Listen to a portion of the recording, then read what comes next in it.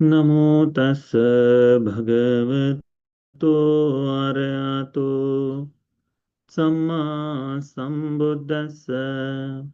नमो तस् भगवतो अरहतो सम्मा सम्बुद्दस्स।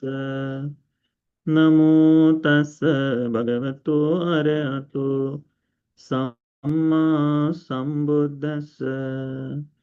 साधु साधु साधु।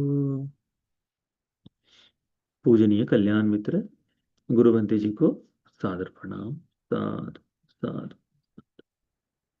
श्रद्धावान उपासक उपासिकागण, हम लोग भगवान बुद्ध जी की वाणी से धर्म का अभ्यास कर रहे हैं। इसमें आज हम एक सूत्र का अभ्यास करेंगे। इस सूत्र का नाम है भिक्ख सूत्र। ठीक है। भिक्ख सूत्र का अर्थ होता है, भिक्ख सूत्र का अर्थ है कि भिक्षा मांगने वाला। ठीक है। भिक्षा के बारे में तो हम लोग देखते हैं कि जानते हैं कि ब्राह्मणों में भी भिक्षा मांगकर जीवन जीने का कुछ ब्राह्मणों को ये भाव था। तो उसी उसी भाव से जोड़ते हुए, क्योंकि ये ब्राह्मण वर्ग में से ये सूत्र है, तो इस भिक्षा मांगने वाले ब्राह्मण के साथ या उसके प्रश्नों के उत्तर के स्वरूप में भगवान बुद्ध जी ने दिया हुआ धर्म का उपदेश है। यह घटना सावर्थी में घटित हुई है। श्रावस्ती में इस सूत्र का भगवान ने उपदेश दिया है। सावर्थी निदान अथक हो भिक्षक हो ब्राह्मण हो ये न भगवान तेन पर संक्रमे। तब भिक्षक नाम का भिक्षक जो ब्राह्मण है, भिक्षा मांगने वाला ब्राह्मण, भिक्षा से अपना जीवन जीने वाला ब्राह्मण, भगवान बुद्ध जी थे वहां आया। उपसंकमित्वा भगवंतं सद्धिं सम्मोदि। आकर भगवान बुद्ध जी से कुशल मंगल क्षेम आदि पूछा। सम्मोदनीयं कथं सारानीयं वीति सारित्वा एकमन्तं निसीदि। इस तरह से कुशल मंगल पूछने के बाद भगवान बुद्ध जी के सामने एक और बैठ गया। एकमंतं निसीन्नो को ब्राह्मण को ब्राह्मण भगवंतं एक पूछा। अभी भिक्षा मांगने वाला ब्राह्मण भगवान बुद्ध जी से पूछता है, कहता है, अहम पिखो भो गौतम भिक्षको। हे गौतम, भगवत गौतम, भी मैं भिक्षुक हूं। भिक्षा मांगकर मैं अपना जीवन जीता हूं। भवम भी भिक्षक हो। आप भी भगवत गौतम, आप भी भिक्षुक हैं। आप भी भिक्षा के सहारे जीते हैं। इधर नो किंग नाना करणं। तो भगवत गौतम बनते या फिर भगवान, आपके और मुझ में, हम दोनों में अंतर क्या है? भिक्षा के सहारे आप भी जी रहे, भिक्षा के सहारे हम भी जी रहे हैं। इन दोनों में अंतर क्या है करके, हम दोनों को भिन्न कैसे कह सकते हैं आप करके, इस तरह से हम दोनों में क्या अंतर है करके वह प्रश्न पूछता है। भगवान बुद्ध जी सत्य में भिक्षुक का अर्थ, भिक्षु कौन है इसका अर्थ समझाते हुए कहते हैं, न तेन भिक्षको होती यावता भिक्ख ते परे। जो कोई व्यक्ति भिक्षा मांगता है, केवल उतने मात्र से उसे भिक्षु नहीं कहा जा सकता। केवल भिक्षा के सहारे जीवन जीने वाले को भिक्षु नहीं कहा जा सकता। शब्द में भिक्षा है, परंतु वह न तेन भिक्षको होती। वो केवल भिक्षु इसलिए नहीं होता, यावता भिक्षते परे, क्योंकि वो भिक्षा मांग रहा है। विश्व धम्मं समादाय भिक्षु होती न तावता। भगवान बुद्ध जी कहते हैं कि जब तक उसका चित्त दोष युक्त है, इसमें भरा हुआ है राग द्वेष मोह आदि में,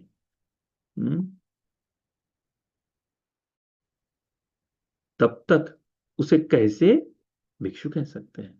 जिस जब तो उसका राग द्वेष मोह से या फिर इस मलिनता से चित्त रिक्त हो जाए, तभी वह भिक्षु कहला सकता है, क्योंकि ये संपूर्ण शरीर जो है, यानी उसका मन जो है, वो यदि अकुशलों से भरा होगा तो कैसे उसकी भिक्षा वो काम में आएगी। क्योंकि देखो, इस तरह से देखा जाए तो अ, भिखारी भी तो भिक्षा ही मांग रहा है। कल को उसके साथ भी हमारे कई बार लोग कहते हैं, भंते जी, भंते जी, और फिर जैसे इनके ऊपर दया आती है, तो इनमें अंतर क्या हो जाता है ना। दान तो दान ही देना है।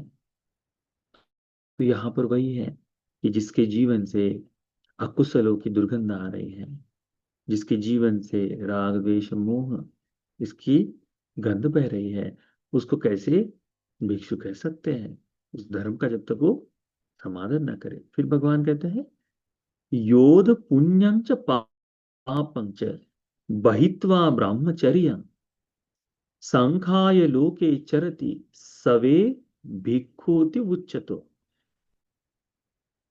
जिसका पाप और पुण्य, योध पापं पुण्यं च पापं च बहित्वा ब्रह्मचर्य, जिसका पाप और पुण्य ये दोनों ही जिसने बाजू में रख दिए हो और ब्रह्मचारी जीवन का अभ्यास कर रहा हो, यानी धर्म के अनुसार जीवन जी रहा हो। धर्म के अनुसार यानी आर्य अष्टांग मुक्ति के मार्ग पथ पर जो अग्रसर होने की इच्छा कोशिश कर रहा हो।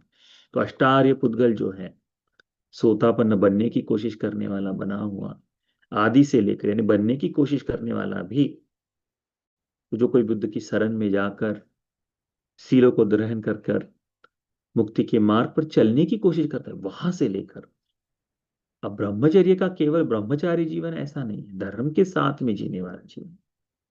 ब्रह्मचर्य का पालन करने वाले अनेक लोग मिल जाएंगे, है ना।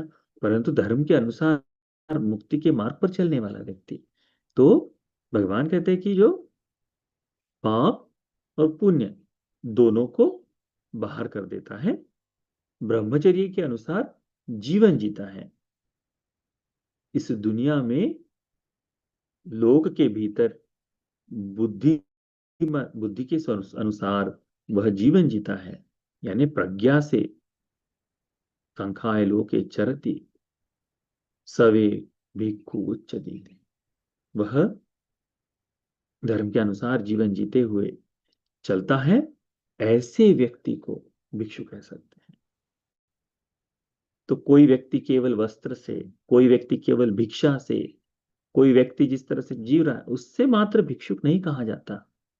भिक्षु किस कारण से कहा जाता है कि वह इन सब से ऊपर उठकर धर्म का अनुसार आचरण करते हुए पाप पुण्य आदि दोनों को भी एक तरफ रखते हुए बुद्धि के अनुसार प्रज्ञा के आश्रय से धर्म का जीवन जीता है, ऐसा व्यक्ति भगवान कहते हैं भिक्षुति उच्चत, भिक्षु कहा जाता है। अब ये ब्राह्मण जो है वो क्या कहता है, भगवान आप भी भिक्षा मांगते हैं, भगवान मैं भी भिक्षा मांगता हूँ, हम दोनों में अंतर क्या है। उसकी भिक्षा जो है राग द्वेष मोह के साथ चलने वाली है। उसकी भिक्षा है अपने स्वयं का जीवन यापन करते हुए उससे अर्थ आदि की प्राप्ति में, उसी में रममान, इस भवभोग संपत्ति में रममान रह जाना। बुद्ध कहते नहीं, केवल भिक्षा मांगने से कोई भिक्षु नहीं होता, केवल भिक्षा मांगने से भिक्षु नहीं होता।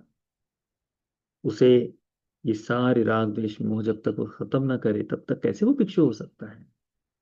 पाप और पुण्य को बाहर कर कर धर्म के अनुसार आचरण करने वाला, जो प्रज्ञा के साथ प्रज्ञावान होकर धर्म का जीवन जीता है, ऐसा ही व्यक्ति भिक्षु कहलाता है। ऐसा ही सवे भिक्षुति उच्यते, उसको भिक्षु कहा जाता है।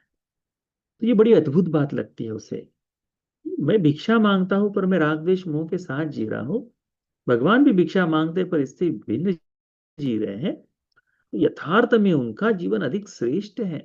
तो एक श्रेष्ठ व्यक्ति की शरण में जाना बहुत अच्छा है। तत्काल कहता है भगवान आश्चर्य, भगवान अद्भुत है, भगवान आपने तो हमारी आंखें खोल दी, भगवान धर्म का रास्ता दिखाया था, भगवान आज से मैं भगवान बुद्ध जी की शरण में जाता हूँ, धम्म की शरण में जाता हूँ, भिक्खु संघ की शरण में जाता हूँ, उपासक भवं गौतम उदाहरितु अज्जदग्गे पानुपेतम शरणं गतवती। हे भगवान, आज से मुझे अपना शरणागत उपासक समझे जीवन पर्यंत। तो इस तरह से वह एक सरल सी बात, एक साधारण सी बात, अपने ही जीवन से जुड़ी हुई बात को लेकर भगवान के सम्मुख आकर, भगवान के पास आकर भगवान का उपासकत्व ग्रहण करता है। इसलिए उपासक उपासकगण बड़ा आवश्यक है अपने जीवन में। कई बार आज भी उपासक होते हैं, है ना, हमने देखा है। कई उपासक होते हैं, कहते हैं अच्छा ये व्यक्ति तो बिल्कुल सीधा है, भिक्षु ही है, कहते हैं सामान्य गृहस्थ भी भिक्षु ही कहते हैं ना। है उस तरह से भाव होता ही है कि नहीं, आपने देखा होगा।